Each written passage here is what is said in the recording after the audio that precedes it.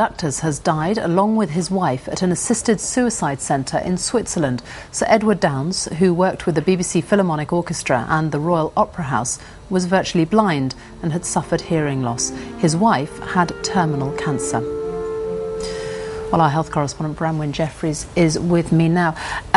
How unusual, his wife had a terminal illness, but how unusual is it for somebody who, as we understand it, wasn't terminally ill to die like this? Well, Sophie, we simply don't know the details of all the 100 or so British people who've travelled to Switzerland to commit assisted suicide with the help of this organisation, Dignitas.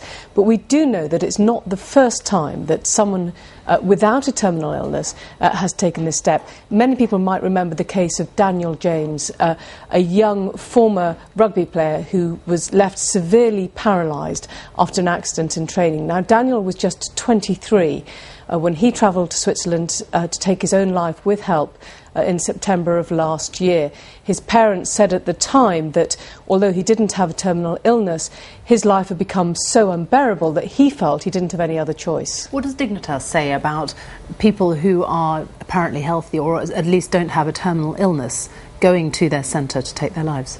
Well, Ludwig Minelli, the lawyer who founded Dignitas, told the BBC earlier this year that as far as he was concerned, suicide was a marvellous possibility. He also said that for him, morally, it's not a condition to have a terminal illness. Now, that kind of very controversial statement has made Dignitas an organisation that it provokes a lot of debate, not just here, but also in Switzerland, where it's been under investigation by the Swiss authorities. The Swiss government has issued guidance about assisted suicide. It says that it would prefer that people who are taking their life in the country are either terminally ill, chronically ill or seriously disabled. The only legal restriction in Switzerland is that whoever helps them can't profit in any way. Of course, in this country, helping someone commit suicide remains a criminal offence, punishable by a prison sentence, and attempts to get that law changed have so far been unsuccessful. Bramwyn, thank you very much.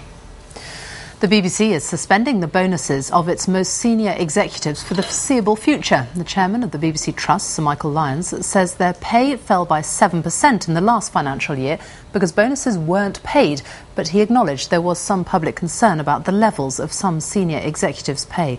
Our correspondent Nicholas Witchell's report does contain some flash photography.